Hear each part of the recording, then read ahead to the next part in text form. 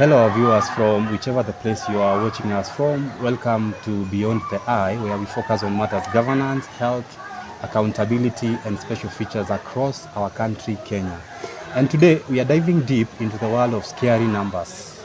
These very numbers that affect almost every aspect of our lives, from healthcare, education, infrastructure, agriculture, and beyond. I know when we discuss matters to do with government budget, it is not a thrilling topic to majority of us, but today we seek to change that by breaking down complex issues around budget making process for your easier understanding. Joining us today on set is Nelson wa Chapter 6, a seasoned and experienced budget facilitator who has been championing for budget accountability and helping communities meaningfully participate and influence budget making processes in their respective counties. Nelson is a budget facilitator with Bajeti Hub, which is a Kenyan non-governmental organization that has been advocating for accountability, transparency, equity, and even participation of members of the public in county and national budget making process, and have representation of budget champions from across the entire country, Kenya. Welcome to our set, Nelson. And maybe just to start us off, why Nelson or Chapter 6? Why Chapter 6? So thank you. So my full name is Nelson Maina, but I started this journey in 2015 with Uraia Trust as a civic educator, and I felt like I needed something for social media. So social media, you get nicknames. At first I used to go with Nelson Uraia, but then I felt like some of the work I was doing was may go against even their policies, and somebody may actually call them and say somebody is misusing your name. And so I felt like I needed another name that I could own. And I felt like, so I was watching TV one day and saw a certain colleague who was the executive director, and it only said executive director, the Chapter 1. And I understood what Chapter 1 meant because of the Constitution. As a civic educator, you are training people on the Constitution. So I asked myself, which is my favorite chapter in the Constitution? And I picked Chapter 6, which is leadership and integrity. And it's not to say that myself, I'm like an integral person or a great leader, but it's something that I said, this is what will be my compass in terms of my work, to be able to hold leaders accountable. Because in terms of when we were drafting as a Wanjiku, the Constitution, there are very key values we said we would like to see in leadership, and this is one of the few constitutions in the world that has a whole chapter that goes on leadership and integrity. And also the way the Constitution is designed, there are 18 chapters, and the first ones are the most important. So at number 6, it tells you that as a Wanjiku, we really did feel a lot that our leadership was wanting, and so accountability was key, and so forth. So I felt like using that name was going to always tell you exactly what I aspire to in terms of my work. Okay, good. And now bringing us to our conversation on budget. Kwa mara nyingi mwananchi anasikia about budget. What is budget in a layman's language? Because majority of the people are aware what budget entails. Sure. So budget is something that we all do every day. It's how much money do I have? What are my needs? Then if the money, for most Kenyans, your money is not enough, haipelekani na your needs. And so what happens is you prioritize. And then you say, if I have X amount of money and my needs are here, then I need to prioritize. And that is essentially what a budget is. Yes. Then let's move to the budget cycle, because in most cases you find members of the public do not even know when public participation is coming up. Like now I'm aware we are in the process of working on the county physical strategy paper. Would you take our viewers through that process in a layman's language, in a simpler way? Briefly. So it is a complicated public finance management cycle, but in a layman's language, we would say there are 4 main stages of the budget. So you formulate the budget, basically the plans and what you want to do. Then you take your plans to assembly because they need to approve it. And then once they approve the budget, you implement it. And that is a whole year process. And then once you implement a budget, you need to audit it. And so that is the entire cycle actually. You formulate, then you take for approval. Once it's approved, you start implementation. And once you complete implementation, audit is done on how you spent the taxpayers' money. Okay. And so right now, we're in the midst of the formulation stage. It's usually the longest, all the way from August. So like the previous year, August 2024, all the way to April 30, 2025. And then approval takes 2 months. That is May and June. And then implementation is a full year. So July, so like from July 2025 to June 2026. And then audit starts immediately after that. And the Auditor General is given 6 months to audit all the budgets that utilize public resources. Whether it's county, national, parastatal, state corporations, he has 6 months. So in a layman's, that is it. That's the entire process. Okay. Well, which is the most important stage now for common mwananchi that they must look out for just to make sure they are an integral part of that process? And in event they are not, they will possibly cry thereafter. So for us, it's also a learning curve for us as practitioners. We used to think the most important stage is then formulation, because you need to be there at the table when the decisions are being made. But then over time, we've also come to realize that whereas that is important, yes, implementation is probably more important, because then what we have noticed is that what you get planned and approved, at times supplementary budgets happen and reallocations and the priorities are shifted. And so most citizens don't pay attention on the implementation. And so what you keep hearing citizens say is, we suggested these projects and then hazijawai fanywa. So what it's telling you is that they have now participated in that process, but now they're also seeing why aren't we seeing the outcome? Why are we seeing different outcomes? And so I would say it's still important to be in the formulation one, but now pay attention on implementation. Yes. I've seen you try to share information so much on the county physical strategy paper. Why is it a crucial stage or a crucial document for the mwananchi? All right. So to understand why it's important is that we usually start with the annual development plan in a year. And this one has all the projects you want to be done in the upcoming financial year. So, and we usually say what is not in a plan will not be budgeted for. So you start with the planning. Now the county fiscal strategy paper is that your county now knows exactly how much money it will get during the CFSP. And so when you prepared the annual development plan, maybe the projects were beyond the budget that you will have as your county. For example, my county, Nyeri.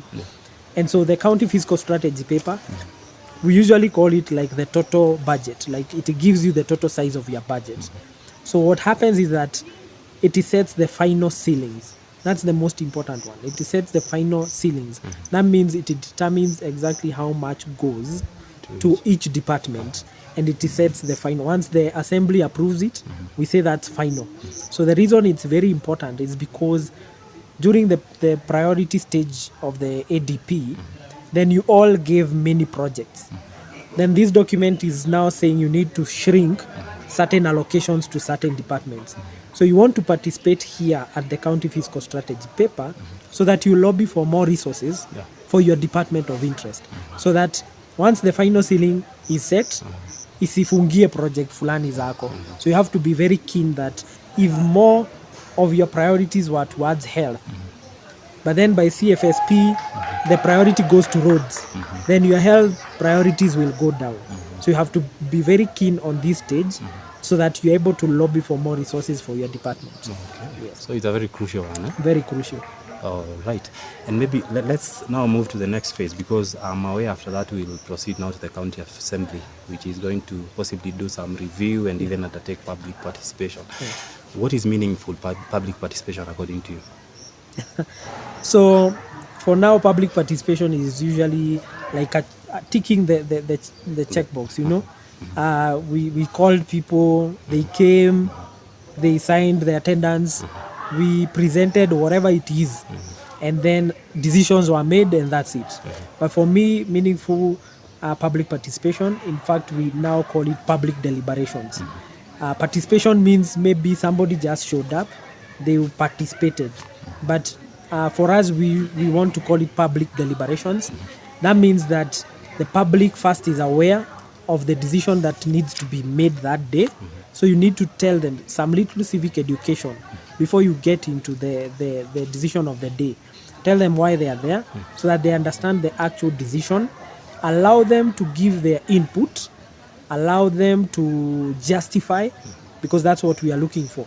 When I give input, I need to justify why that is a priority, and then allow for consensus, whether they vote, whether they decide to, mostly many will vote, but there should be a mechanism of agreement. Normally, currently what happens is everyone is told to give their priorities, and that's the end of it. So, yet the truth is that not all priorities will be taken. So you needed to push your participants to a level where they agree amongst themselves. This is our ward. We have all these X projects we want done, but we've been told our money is this amount. Can we agree of all these we've given, which one is the priority? And then everyone tries to justify why theirs was better. And then finally people vote and come to a consensus so that the government of the day implements exactly what Wanjiko wanted. That to me is what I would call meaningful deliberations, including feedback and ample time of notification. So those are the elements. So that means the Mwananchi should have prior information before the actual date. Yes, like now, 2 weeks. Because I see majority of the counties just invite Mwananchi to the sessions and they give them draft copies on the same day. Is that okay? No, because that is not even as bad as when you are told 4 documents will go for public participation on the same day. And so at times they don't even have enough time to do 1, leave alone 4. Yeah. And you are seeing them for the first time that day. So we don't advocate for that. It should be at least 2 weeks prior, and the documents should be available, ideally online, so that they're able to download, and they should be in easy, understandable language for the citizens, because this is still a technical document, so they need to simplify it for the citizens. Okay. And now, it's quite a tricky one, because there are a lot of gaps now in public participation across the counties. Now, how do we, or do you as a budget practitioner or facilitator, plus the champions, fill those gaps to ensure that there's accountability, there's transparency in the budget making process? So number one, why we have this problem is actually nationally we don't have a public participation policy or legal framework. So the constitution is there, it says this should be the core principle, but then you can imagine 10 plus years later we still don't have a policy guiding us. And so different counties, including mine, has an act that doesn't apply. And so for us as budget practitioners, number one, what we are doing is making sure the national policy comes through, so that, because that is what will inform counties. Number two is that counties already have their own public participation acts. So that is law. So they need to now enforce that and implement whatever they agreed and passed in their assemblies. But finally, as champions and advocates, we will always take the government to task to share information in advance. We will try to hold sessions in terms of unpacking. We will develop info packs so that the citizenry is able to be prepared in advance for these. And then when we do memos, we will try and push these memos as a group so that we see more results even as a region. Sometimes we help out a county. For example, there is a time in Nairobi, we all sent emails, even if we were not from Nairobi, asking for a specific document on a specific email. And so when that officer opened up that email, all he could see was dozens and dozens of emails asking for the same document.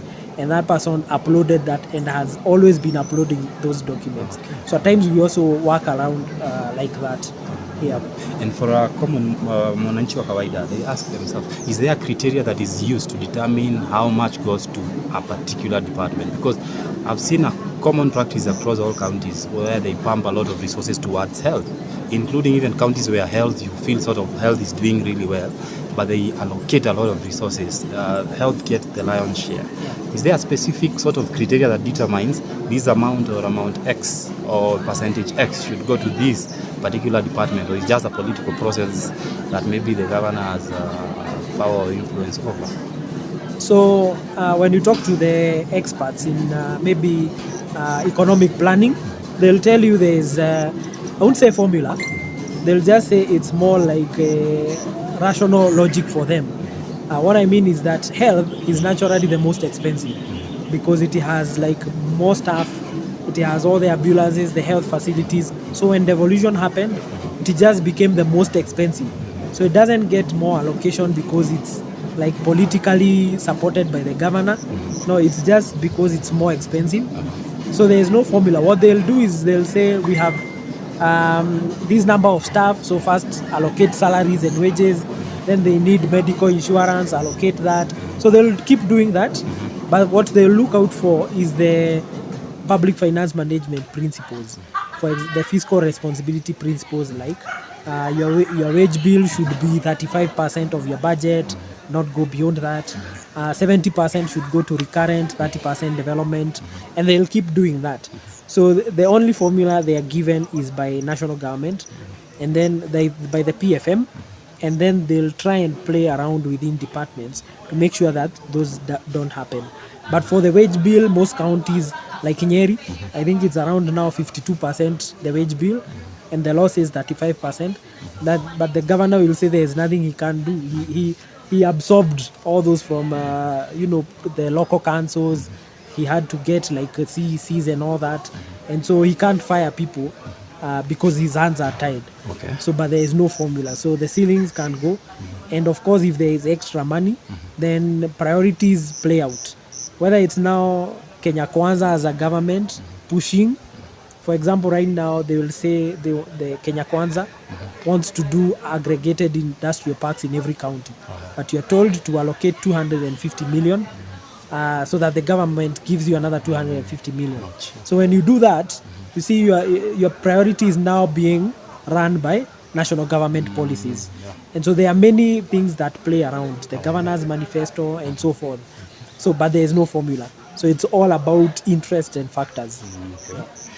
And now, how do citizens, or how can they track a budget now after it has been approved? Are there specific tools or possibly strategies that they can use to track now that process of implementation? Because yes, you shared your views, but you have to confirm that indeed it's being implemented as you shared. Yeah, sure. So, so number one, this is where we push as budget advocates for access to information as per the Constitution and the Act itself. So the way they can track is through implementation reports. And these are produced by two offices. Number one is by the county government. So every 3 months, they're supposed to publish a quarterly implementation report. But also the Constitution gives the Office of the Control of Budget the same mandate.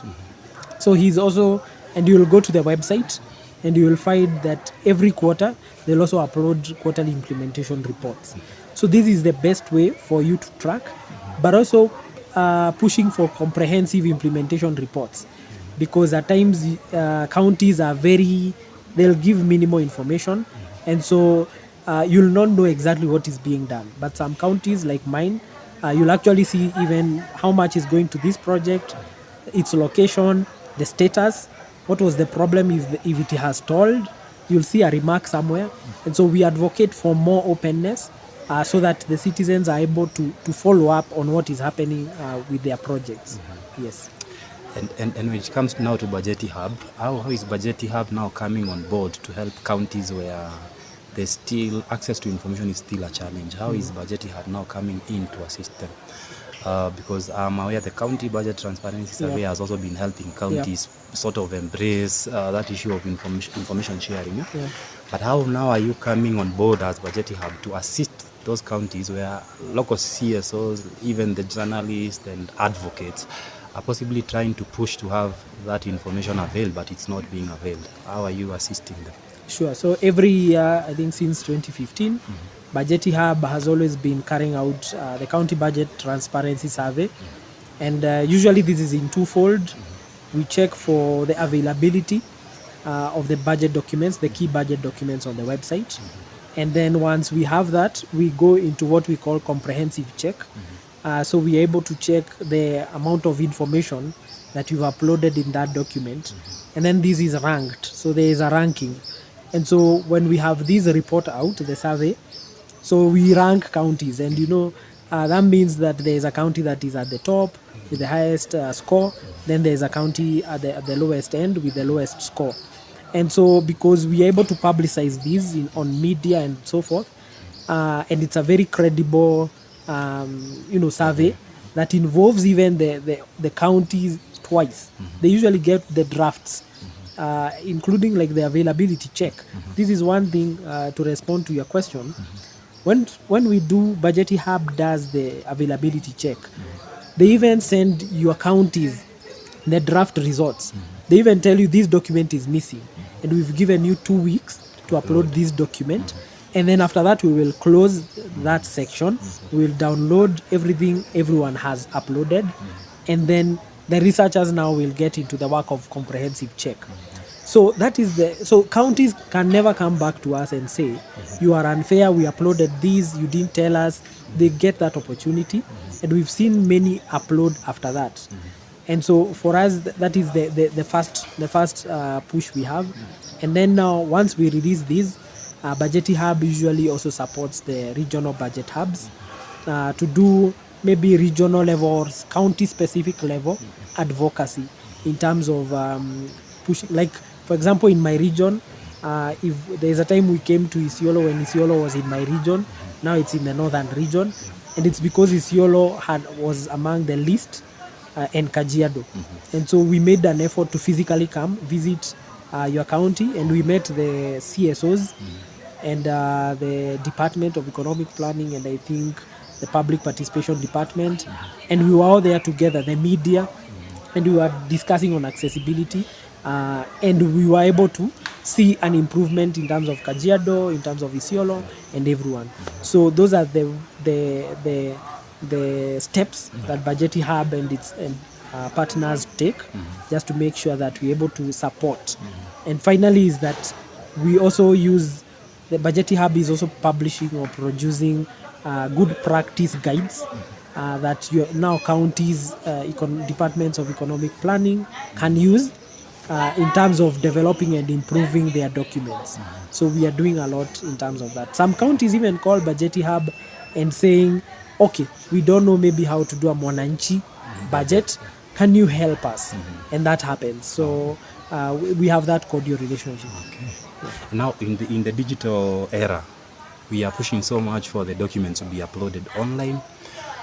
And in most cases, you even find the publicizing of that information is done on the newspapers, online. How then do we reach that mwananchi who has no access to internet?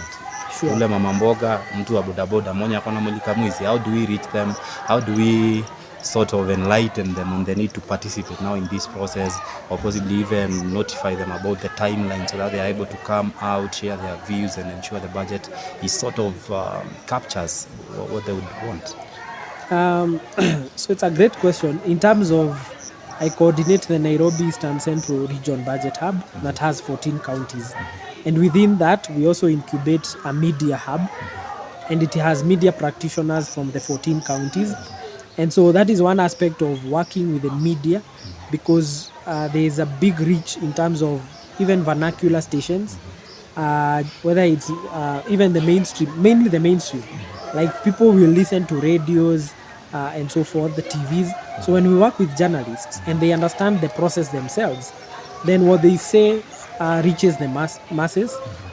So that's one aspect, major aspect we are using. But also we usually challenge counties in terms of, like for example, when your governor wants to communicate something, there is a way he knows this information will get to every corner. For example, when bursaries are being issued and it's politically tied, somehow everyone knows bursaries are going to be done. So we always wonder, this is the same county government and you're able to communicate to your people when you want them to come out or know a certain issue. Yeah. They cannot then pretend that they cannot reach the same people to come out for public participation. So it can only be about interests. That maybe bursaries, because they are politically tied, then there is political goodwill for information to flow. But then budgets, no one wants public participation when you're in government. So they would prefer to do the minimum. And the minimum is, as per the law, put it on a gazette. No one reads the gazette, and everyone knows this, but they'll put it there because the law says that. And then they'll publicize and open the public halls. Whether you show up or not, they'll prove to the courts. If you take them to the courts, they'll prove to the courts that we actually followed the law. But you could see there is no goodwill. Yes. And maybe now, in your own opinion, within Nairobi, Eastern and Central Hub, that you're coordinator, are the local CSOs well equipped to undertake budget advocacy? Sure. So I would say there is an opportunity for local CSOs to be well equipped. We do hold virtual sessions on Zoom anytime that a major decision is happening, like when there is the county fiscal strategy paper, whether it's the budgets, implementation reports. So, but then we still have limited capacity to support everyone. Like I also said, these are very technical subject. So it's not like sitting in one virtual session, you will understand everything. So we've been doing it for the last 2 years. We can see positive results, but we still have a long way to go. We are still trying to bring in even thematic approaches, like working with the disability advocates, climate change, gender mainstreaming, and of recent working with World Vision on children-led voices. So how do you involve even children in the budget? Do we assume they don't understand? Do we assume they have no needs? So how do you make sure even their needs are captured in the budget process? So these are things that we are working with local CSOs and other partners just to see how it can all come together. And now you've been in this game for more than 7 years. It's quite a long period of time. So what key challenges have you noticed that mwananchi mpaka sahi wanaendelea ku grapple with over all those years? So it's been a long time. What I would say the citizen is still struggling with, I would say it's politics versus governance. You could see, like, for example, a song like One Man, One Shilling. It's picked up quickly by the public because it's politically sweet. Politicians are pushing it, saying, we are the majority and so forth. But actually, when you do the maths, actually Mount Kenya counties usually lose when you do a population-based revenue, sharing formula. And so you find that the challenge, even some media, sorry to say, they'll pick up those songs and headlines because they are also selling. And so the challenge we've faced is politics and media. But media, we are working with media. The problem now is the politics and the politicians, because we would expect them to pay attention. But you could tell, like, something like when the finance bill went south, some of them came out to say that, this is a complicated document. We were not understanding what we were approving. Yet they have a parliamentary budget office. But we all know they were doing it because there was a push politically from the top for them to approve it. And when things went haywire with the Gen Z revolution, and the president came and said, this thing, I've taken it down and whatever, then the same people came back to say, we are sorry, we didn't know what we were approving. So the biggest challenge I can say for the 7 years I've been in this space, it's that still the politics of the day dictate how Mwananchi thinks. And Mwananchi will always think politics is governance and governance is politics. And what I mean is that they'll say, then we are going to remove this person, X, and bring in person Y, expecting that things will change. Then they start crying. Then they remove person Y, bring person Z. Same outcome. So what you realize is that the system is not changing, you're changing individuals. So the public needs to understand there's something called governance that is separate from politics. Okay. So understand the system, the governance, and you will be able to change it to favor you, regardless of who is the president or the MP or the MCA. That is I think, the one thing that has not really changed. Yeah. Okay. And over the years, are the counties improving in the manner in which they are managing their budgets over the years? I would say they are improving, especially yes, within your hub. Maybe. Yeah. So trend analysis will show they are improving. What is not improving is the disbursements from National Treasury, which really affects implementation. So you'll see many counties are still struggling to implement because there's delays of disbursements. But I would say even involving the public, as the public is becoming sharper and aware of devolution, of the complex documents, of their rights, counties are forced to now improve. At times we also see proactive governors who are able to listen to everyone. And so some of those things I can say I've seen counties actually improve in terms of how they are doing budgets. But we still have a long way to go in terms of just the way decisions are made and how priorities are still chosen. You'll still find MCAs, the assembly, the MCAs, the governor, they still have a strong sway on how things are done. But I would say generally counties are improving. Okay. Yes. Majority of the people think or feel that budget analysis is sort of so complex. What would you have to say? And they are right. Yes. So who is going to help them analyze? Who is going to help my grandfather, my uncle, who is just there at the village? So one of the reasons Bajeti Hub and Uraia had the budget facilitator program was because they realized no matter how you slice it, this is still a technical topic.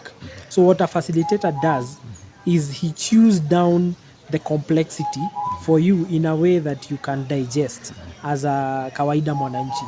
And an example is that we usually say during public participation, the counties should have budget facilitators, not the technical guys, the economists, because an economist is not trained to facilitate.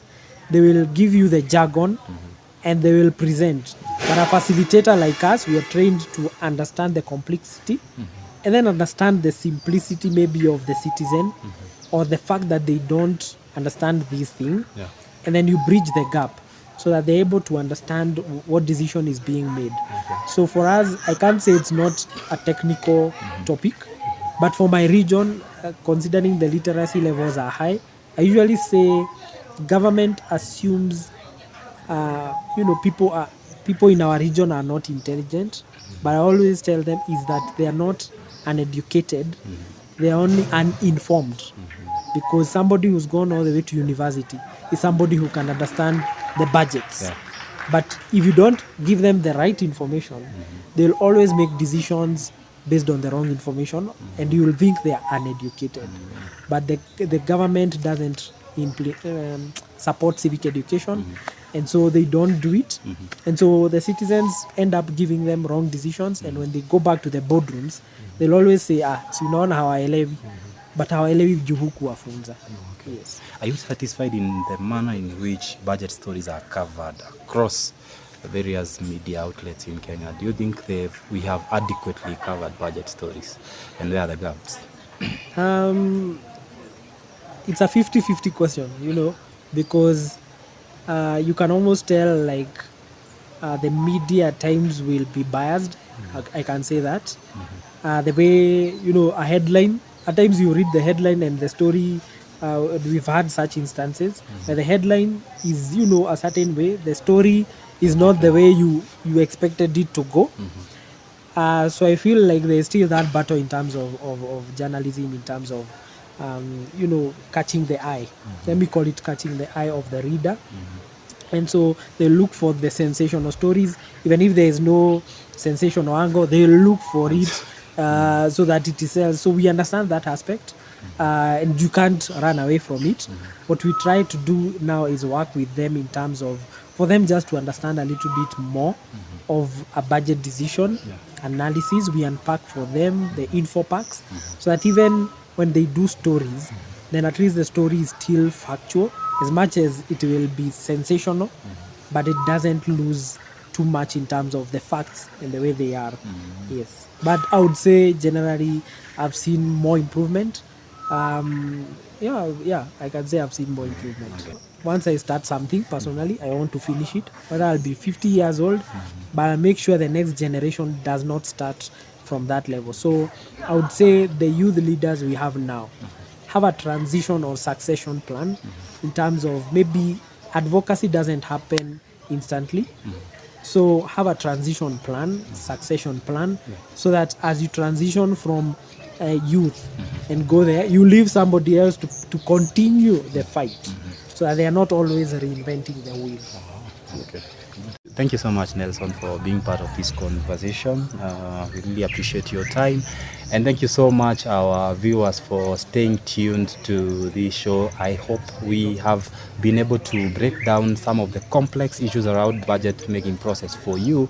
And in event there's anything we feel we have left out or you would want us to focus on next time, please do drop it in the comment section. Thank you so much to the person behind the camera, Mary Wamboi, for making this possible. And we also appreciate Bajeti Hub for even facilitating a knowledge exchange platform. We wouldn't have gotten these experts were it not for this session. Remember, we really appreciate your support.